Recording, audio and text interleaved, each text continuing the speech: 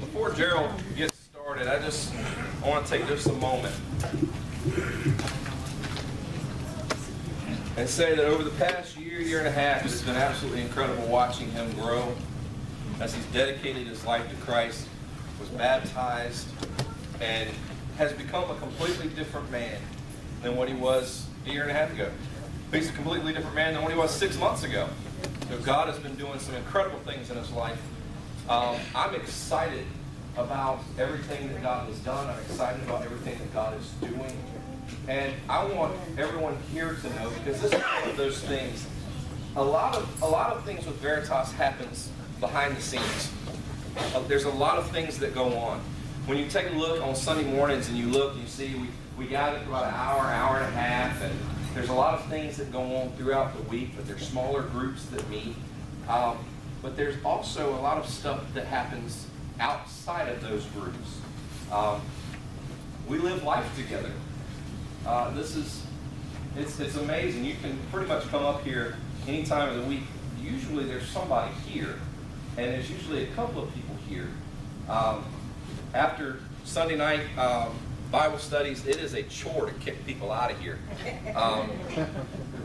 I'll look around. It'll be midnight. I'm like, guys, I got to go home. I got to be up in 4 hours to go to work. But it's a blast. On Sundays, people don't leave here on Sundays.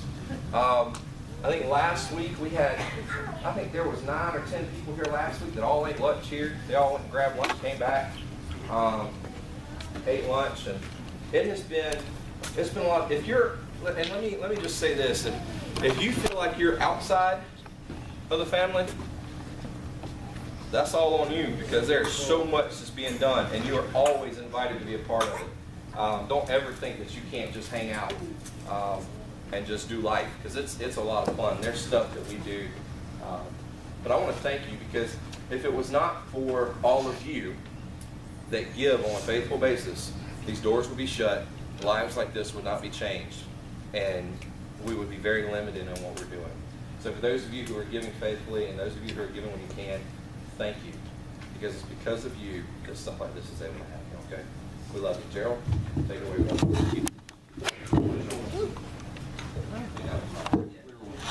The clear one.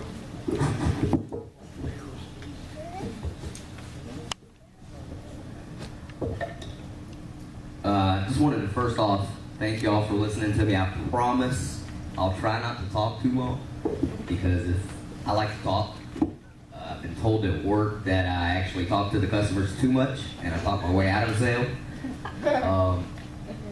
So I'm gonna try to keep it short and sweet. I've been battling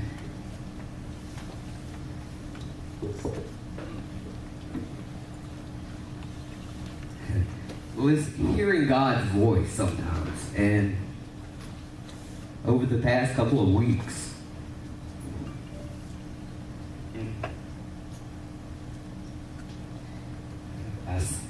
I sat down and I got a pen and paper one night, and I just sat down and gave him the 3rd degree on everything that I was feeling. Why wasn't he listening to me, answering me?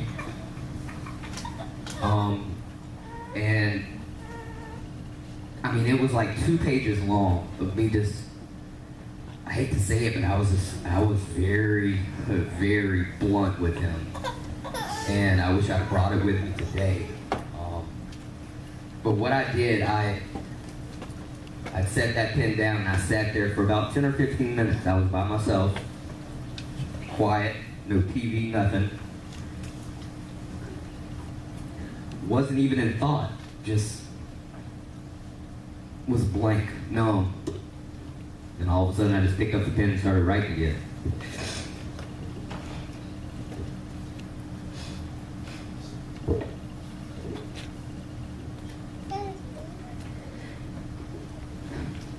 Sorry. He answered me. Loud and clear. And he told me I needed to slow down because I could not follow him if I was already ahead of him. Come on.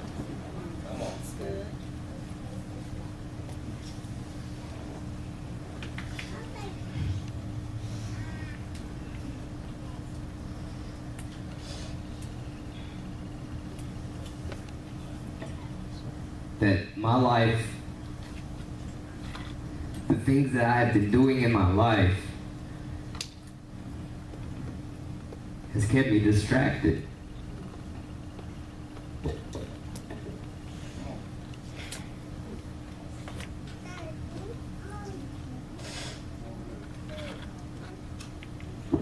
And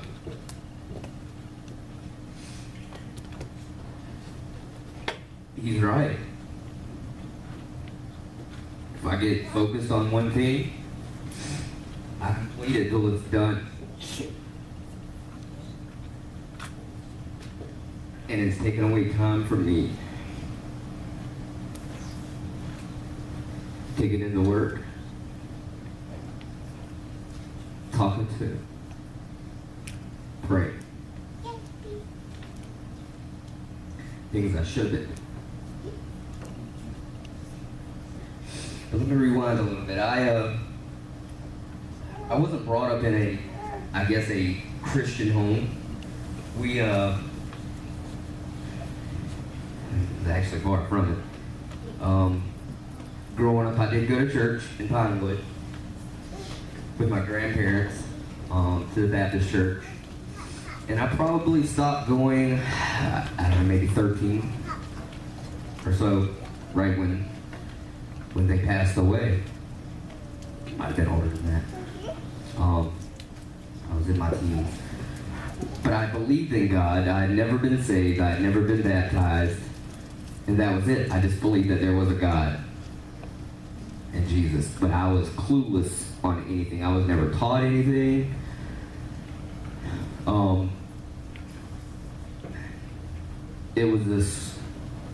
It wasn't a thing in my household.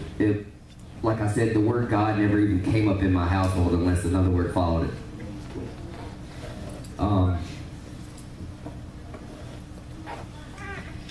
So whenever I graduated, I had no idea what I wanted to do with myself.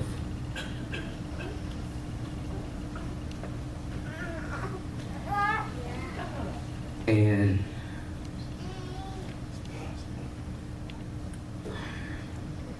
I got in an argument with my mom one day.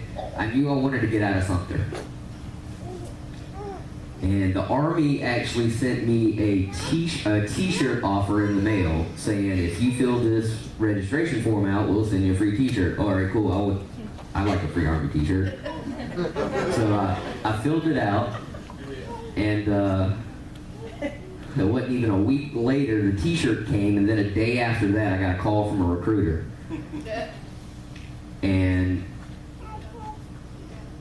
I had thought about it, and I was like, nah, I'm too scared. I can't do that. You know, that's not me. Because I was never praised at good job, you can do it.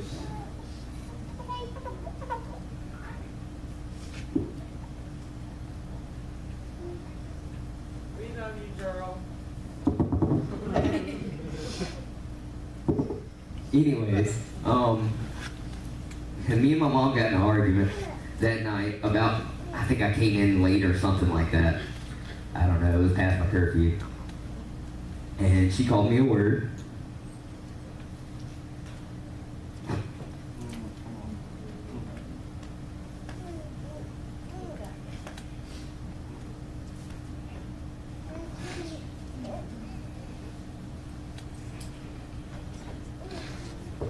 Said I'd never come to anything.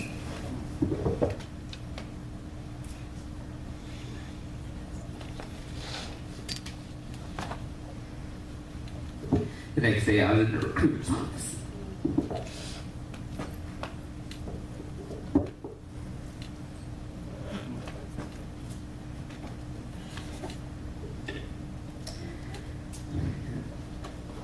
It wasn't, you know, I served my time in the Army, 5 years. And I really came out of my shell with I felt free, and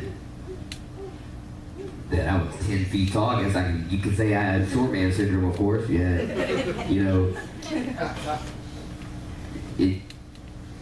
nothing fazed me, and I was just, like I said, I felt free, and I was away from here and all the stresses. Had nothing to worry about but myself. And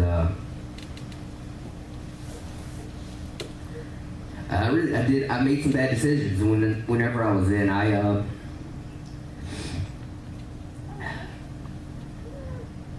My first marriage, I knew her maybe 6 months before I asked her to marry me.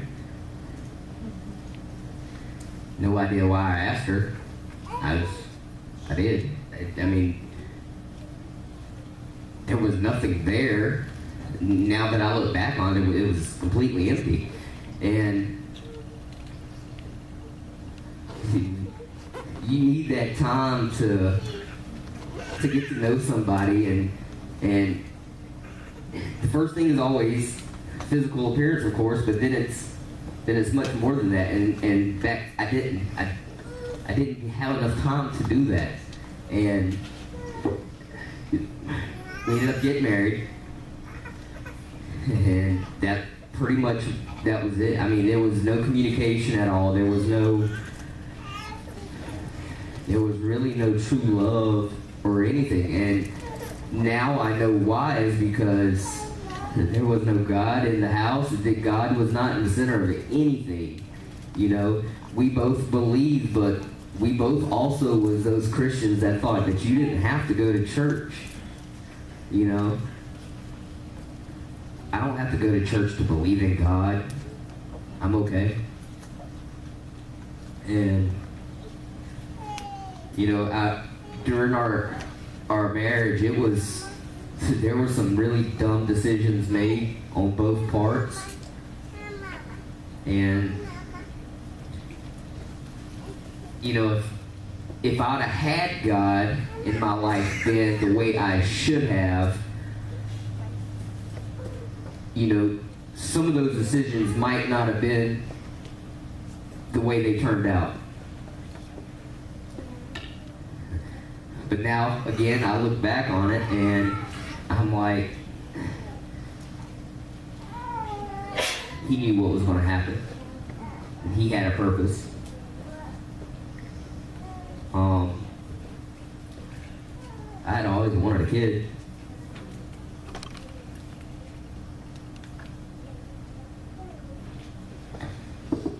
This was tough.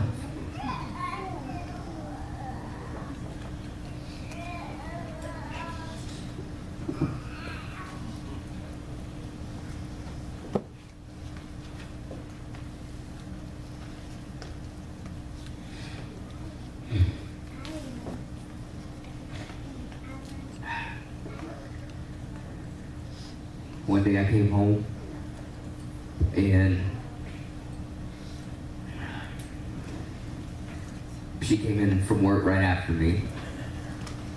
She ran upstairs and I might have been downstairs on a video game or something. I don't know. That's pretty much what I did back then anyway.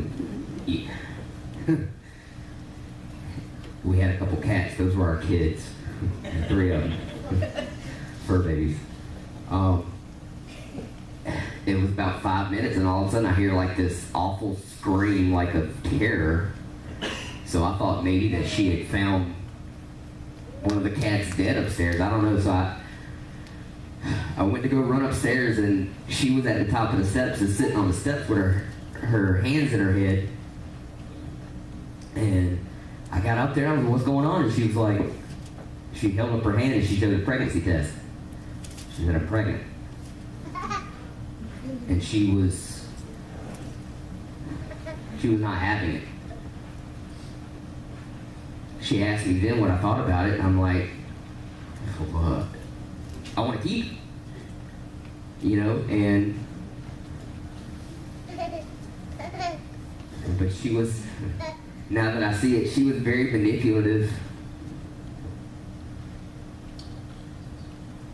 with her ways.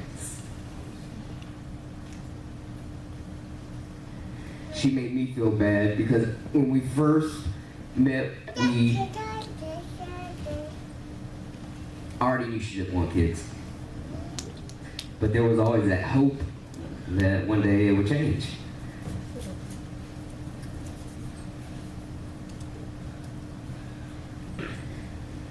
So she, like I said, manipulated me and made me feel sorry for her that she couldn't do it. She said that she would probably be a mom that you would see on the news drown kids.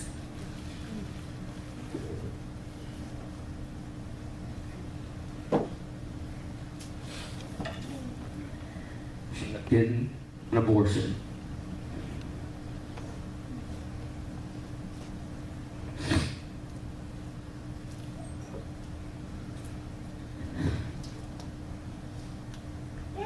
And that by far was the hardest thing in my life.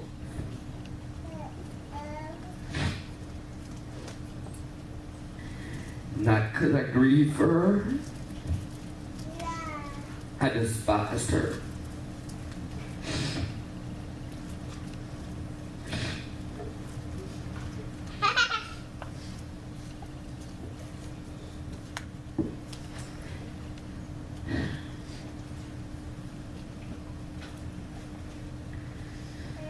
I grieve for myself and the thought of taking her life.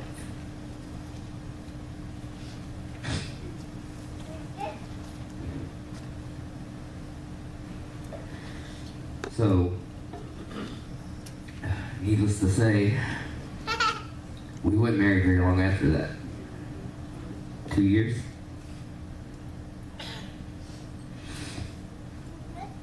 I didn't care. I didn't care about anything. I didn't care.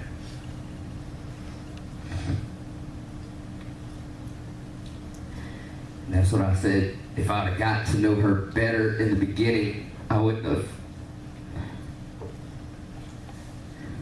I'm not going to say wasted because I learned a lot.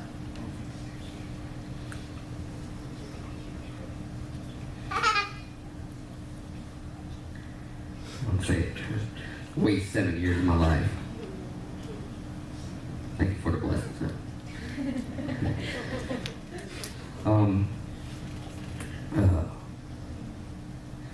I didn't get up here to talk about that, but I guess I needed to, and maybe that was weighing me down.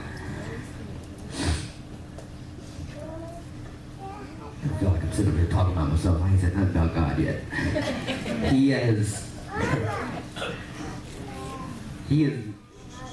truly amazing. He has brought me someone into my life.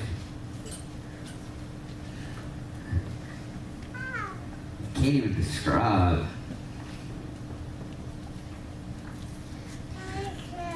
And as a ready-made family.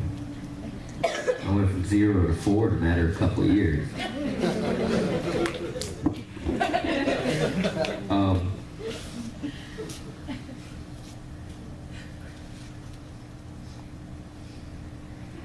However, we were living in willful sin. Most of you already know. If you don't know, she was still technically married by the law.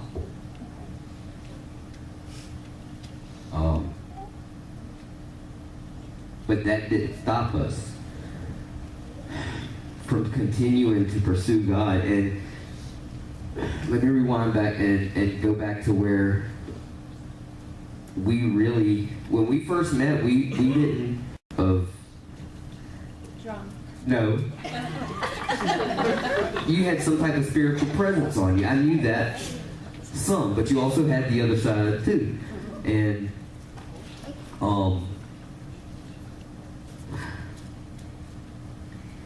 we wasn't pursuing God or anything like that. You know, she would tell me some things, and I'm like, man, she knows a lot about the Bible and this and that. And, and then I kind of got interested.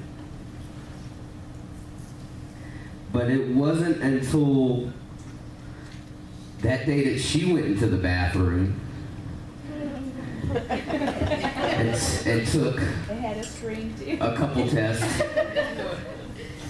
and said some explicitives and came out, and she's like, we're pregnant. She said that she thought I was going to react in a way that was negative. Absolutely not. And from that day was when I really felt that we needed to be in a church. And I'm saying I a lot, but God is never, God's always with you, and when you're ignorant to, some of his actions and maybe his voice, and you're just thinking it's coincidence or what was the word I used? Anyways, your conscience talking to you. I don't believe in that. I don't believe there's a conscience talking to you. I don't believe in coincidence now. And that's when he really set a fire on me. And I wanted to go to church. I forgot what Sunday it was. We were still in Pinewood at the time. Jennifer had invited us. I think Kenny might have been preaching that day or something. So I went. And we really enjoyed it. And we didn't really come back every single Sunday. Why? Because change doesn't happen overnight. It takes time. And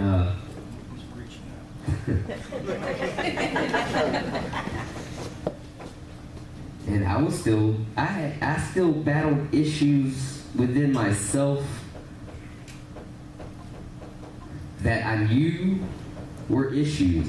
Some Sundays I wouldn't want to go to church because I knew if I went to church that I would hear something that I didn't want to hear because it would be convicting me. Come on, right on. And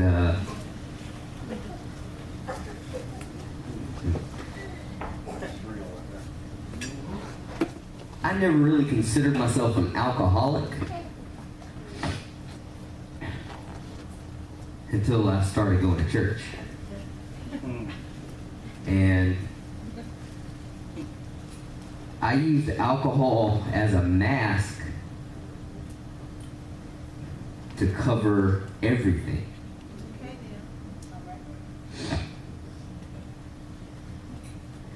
I just said I like drinking because it makes me, I was happy. I was a happy drunk. It was my unwind time. I relaxed. It put me in my comfort zone.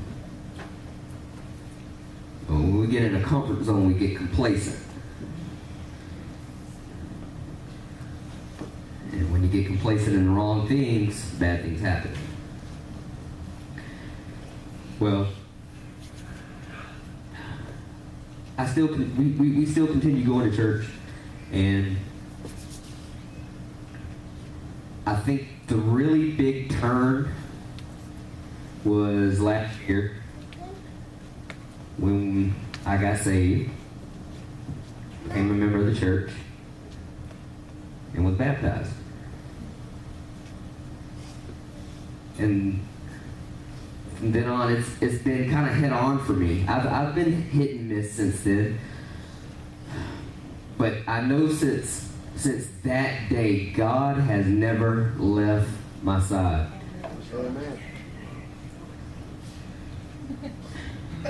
Or Esther.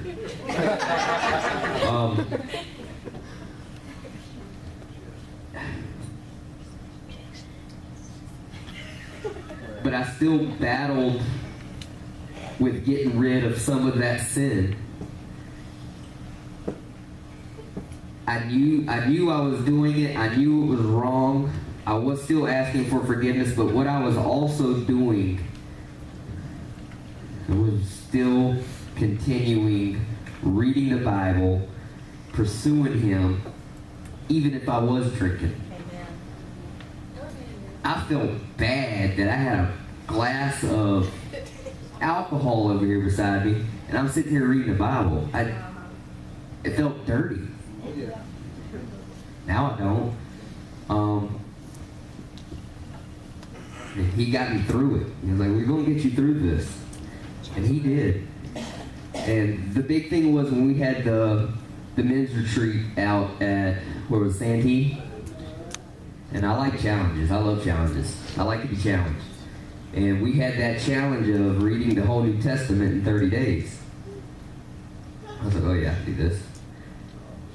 And it was tough. And I fell behind a lot, but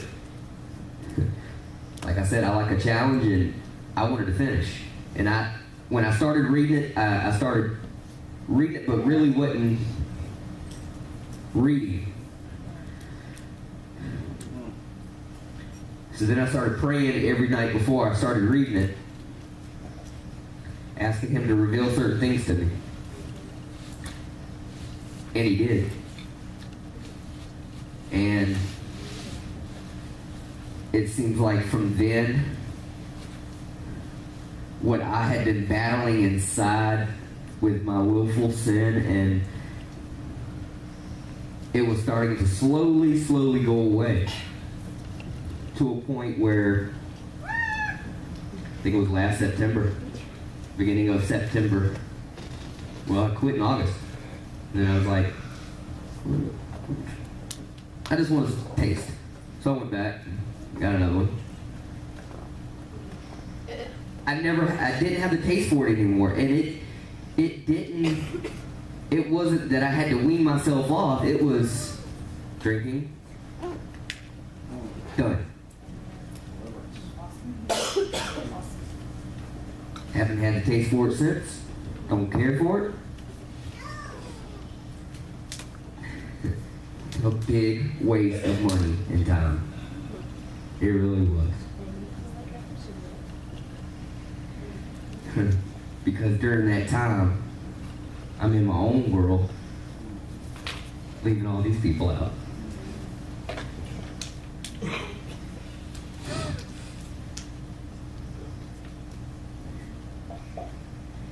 And I thank God for that.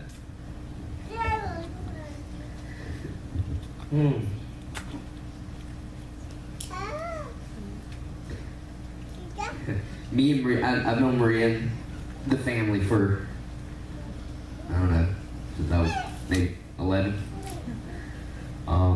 Didn't really know Maria because she was a little bit younger. So our paths have crossed before. Me and her brother and her uncle, we all joined the military together. So I was, I guess you could say, friends of the family. Which was great, because when God brought her back into my life, it was kind of a smooth transition with the family. I didn't have to get to know anybody brand new. And not in a million years would I have ever thought that this woman right here would have such a sweet spirit the way she does.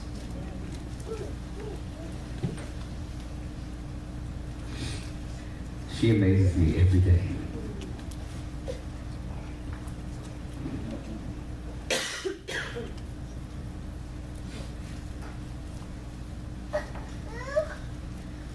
Sometimes I don't show it enough.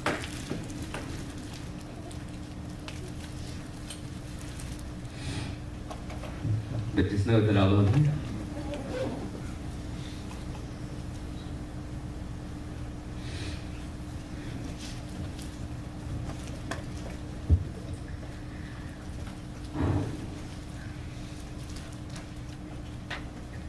For a second.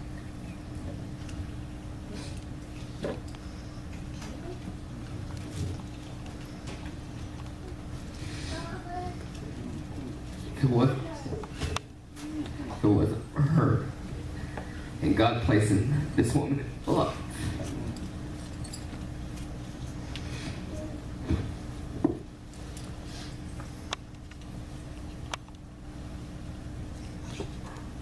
I don't know where I would be.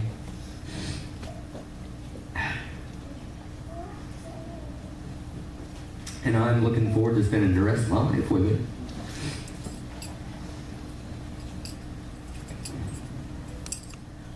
Because now, she is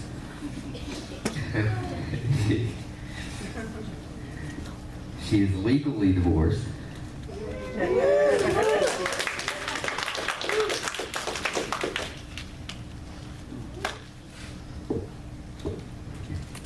I can keep talking. I just want to go ahead and cut this short. I'm going to have to give a part 2 of testimony. But God has done some wonderful things. And He has showed His presence in this relationship.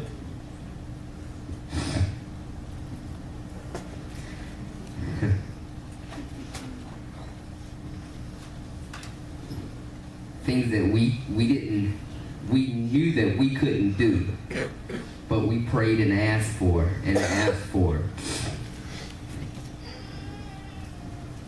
He found a way.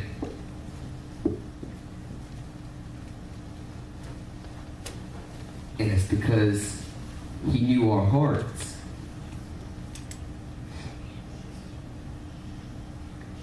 What we were doing was wrong. But He knew our hearts.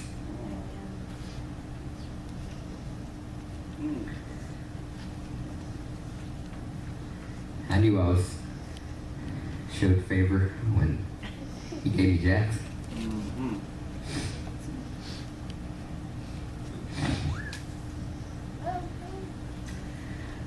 So I guess what I'm trying to say, that within our relationship, God is from now on really, really, really going to be at the center of everything. The center of our house, our lives. And I couldn't think of no better way of doing this here at church. And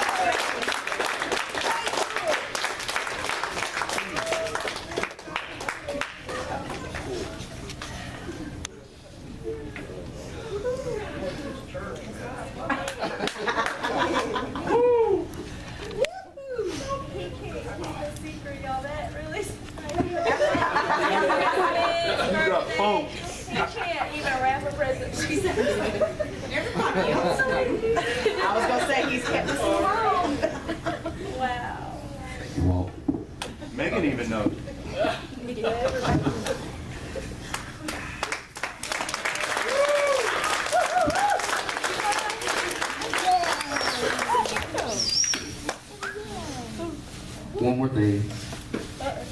No, it's when you think of like a marriage proposal, you think of going to the beach or by a lake or somewhere romantic like that. And I would have liked to have done that, but here in front of everybody in here at church was the right way, because y'all knew our situation. And y'all accepted us. And we thank you. And we love you.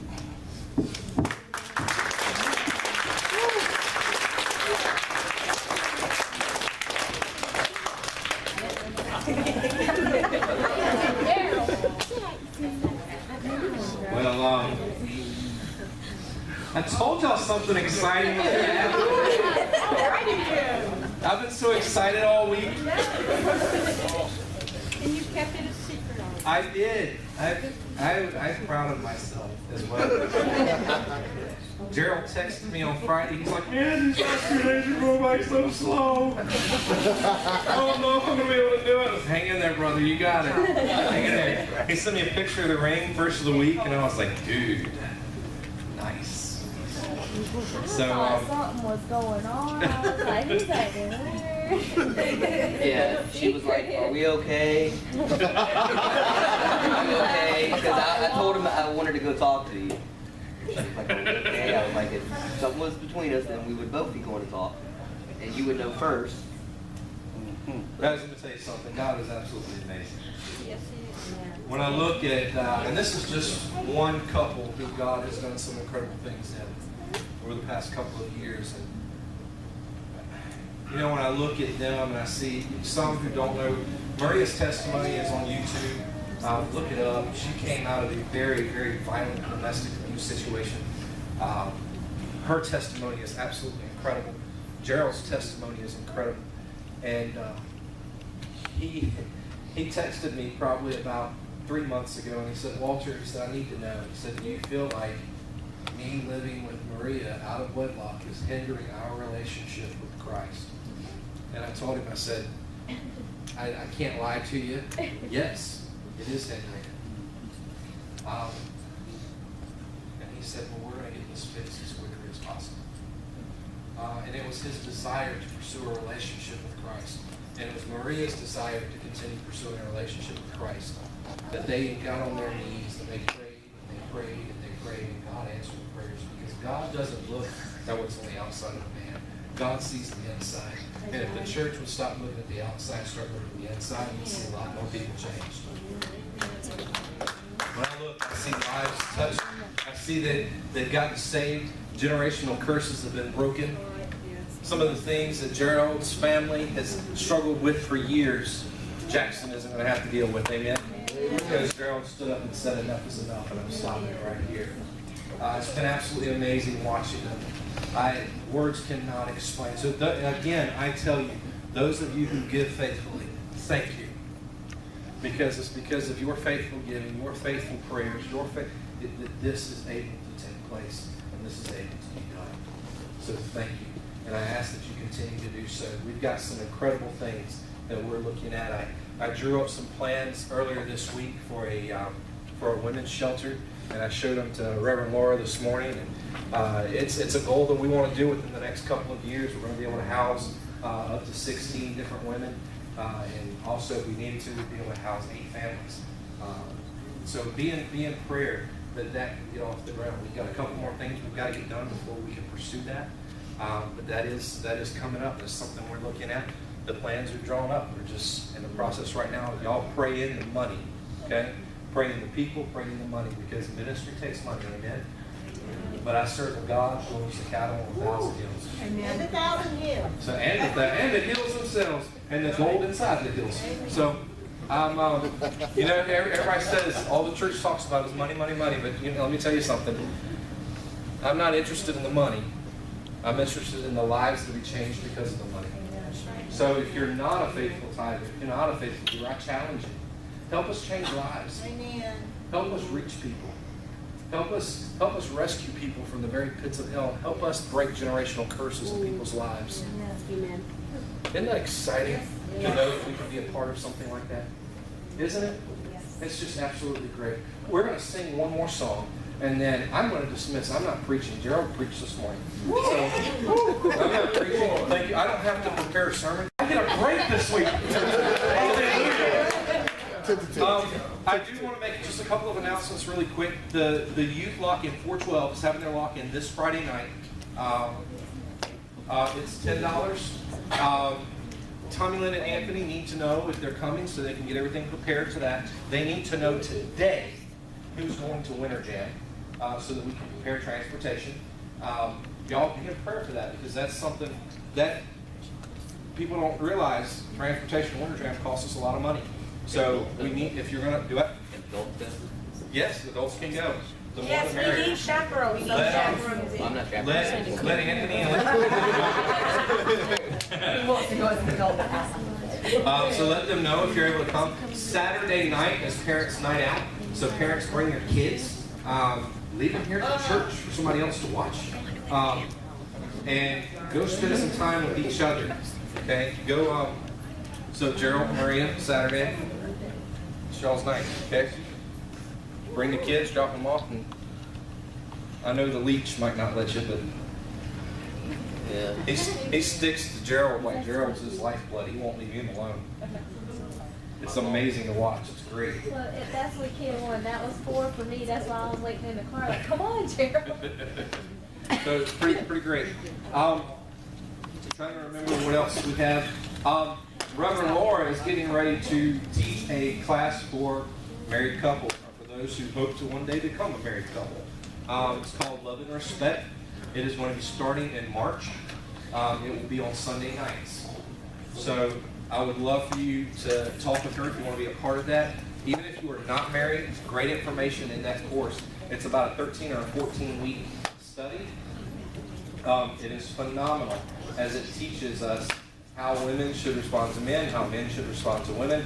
You know the biggest issue in most marriages and most relationships is communication. It's communication. And one of the triggers for that, one of the biggest triggers is finances. It's crazy how all of that works. But Love and Respect is a great curriculum that if you want some more information about it, please talk with her. We'll be purchasing the curriculum this week or either next. If you want a workbook, let her know so that she can get it for you. It is a great study that I would encourage all of our couples to be in. It is a long study, so it takes some commitment, but it's well worth the time that you're going to invest in your marriage and in your relationships to come. So also, we're getting ready. I will have a sign-up sheet tonight, at night of prayer and worship. Tonight is prayer and worship, guys, 6 o'clock. Make sure you come. Phenomenal time of just worship and prayer and spending time before God. A chance to kind of get a refreshing. Those of us, some of you are kind of tired, right? The world's been beating you down. If you miss tonight, the only person you can blame is yourself. So make sure that you schedule some time to come tonight and just pray and worship with your family. Tonight I'll have a sign-up sheet for our next Increase Your Faith study, which will be done in April. And that book is by Bill Johnson called Strengthen Yourself in the Lord. And that is going to be a phenomenal time. If you want to be part of the Concealed Weapons course that's going to be held in March, I need to know before next week that you want to do it. I'll have some sign-up sheets for that next Sunday. The cost is going to be, I think it's $55. It's $55 a person, and you have to bring your own gun. So let me know if you want to be a part of that so that we can get you signed